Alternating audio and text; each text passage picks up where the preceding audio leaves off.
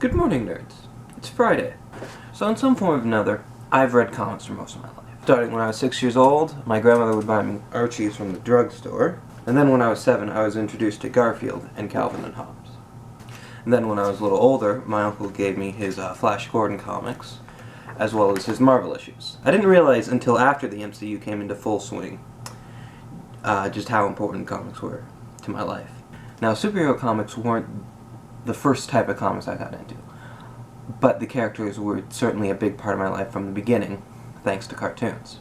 Now, getting into comics is no easy task, especially considering how much is out there, and all of it is different from each other. Like, you got genres of superheroes, and then you got your Sunday funnies. Now, before we get into details like genres, where to go, storage, all that jazz, we got to talk about formats. Most comics come out as the individual issue. Individual issues are usually a smaller part of a larger series. Like this one here is issue 14, and there's going to be about 19 issues a run, so this is like issue 14 of 19 in the run. However, sometimes a company might release a comic that isn't intended to be a part of a larger series and is totally supposed to stand alone. These standalones are usually called one-shots. One-shots are usually a good way to have a single-part story arc or to have readers get to know a character better. Now, with a lot of series having existed for decades, it's hard to know if an issue you found is a good starting point. Luckily, several issues which are usually part of an arc are put into a compilation called the trade paperback, or often referred to as just a trade.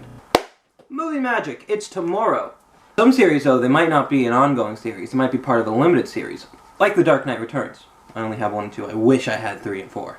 If a limited series is compiled into a trade, is it still called a trade?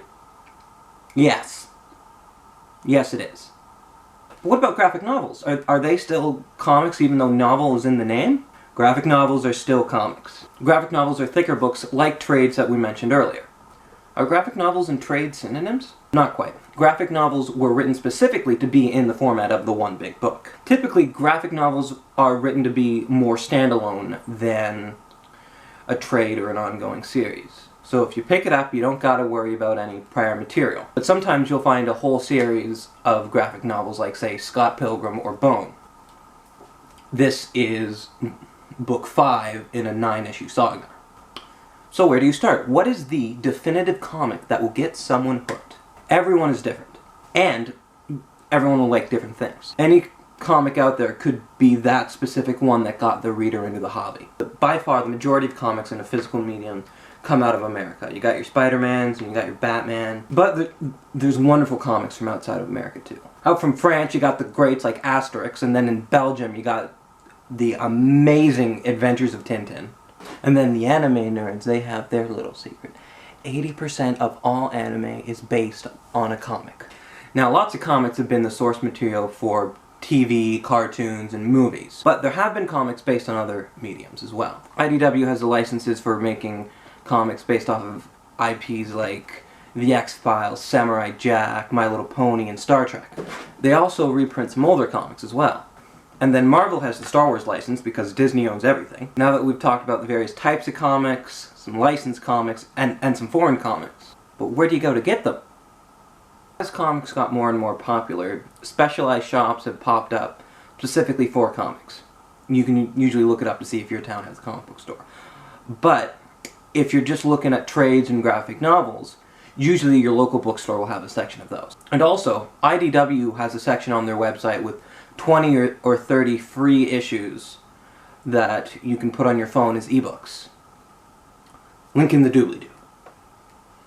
Those issues are usually like the first issue in some of IDW's major series, so you can have a good look at those and see if anything from IDW is something that's up your alley. As you get more and more comics, you'll probably want a means of keeping them in the same shape that you got them in. And comics can get damaged pretty easily. Even if you're just putting a stack of comics flat on a desk for an extended period of time, you're putting too much pressure on the spine there. And eventually that'll cause some damage to said spines. Or if you put a comic on a shelf like other books, that'll put too much pressure on the other 3 sides. There's just no winning. Except There is. Comic book stores will sell special acid-free bags specifically for storing comics. Putting a comic in a bag like this will protect it from most external damage. Comic book stores will also sell acid-free backing boards to put into the bags themselves. Putting the board in the bag will keep the book straight and upright without putting pressure on the book itself. Now, when storing a comic, whatever you do, do not put the board in the comic. Now, this will add some extra pressure onto the spine, and it is very bad to do for it. And once you get a bunch of them, you're going to have to look into a storage container. A bookshelf isn't really going to cut it, and a storage container is going to make things safer and easier. The most common kinds of storage containers are short boxes or long boxes. Long boxes will hold about 220 issues. I've got a short box right here behind me, and short boxes will hold around 120 to 150 issues. Realistically though, these boxes are just made of cardboard. The first bunch of them, I would just recommend getting like one of those magazine holders. IKEA has a model of them that are about $5 for $3. Those will make your comics a lot easier to get at than if they were in a short or a long box. You wouldn't have to flip off the top, you wouldn't have to file through 50 or 60 books before you get to the one you need. I wish I had thought of this when I first started out. I'll probably get a set of those when my one box here fills up completely. It's getting close, but I'm not getting several issues per month anymore, so I'm not quite worried. This is going to sound like a dumb PSA. Now that you know how to keep your comics safe, you're ready to go out and have fun. And probably the most fun part of this hobby, outside of the reading, is the thrill of the hunt.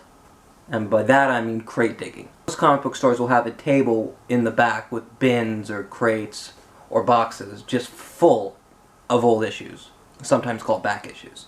These back issues could sometimes be a month old, or they could be years or decades old. Remember, an old comic doesn't mean it's an expensive one. I have several 30 or 40-year-old issues that just cost me $1. Hell, in the Amazing Fantasy series, the only one that's worth a lot is number 15. And that's because it's the first appearance of Spider-Man. You go back to Amazing Fantasy number 14, and it's only worth 20 bucks. The only thing that makes a comic expensive is how much people want it. Crate digging is so much fun. I've done crate diggings at comic book stores and at flea markets, and I found great stuff for really cheap. Comics are a beautiful and varied art form. There's the good ones, and then there's the bad ones. And then there's the greats that many know. And then there's the hidden gems only a few know. We got season 2! Go out there, read some comics, and have fun. Don't forget to be awesome.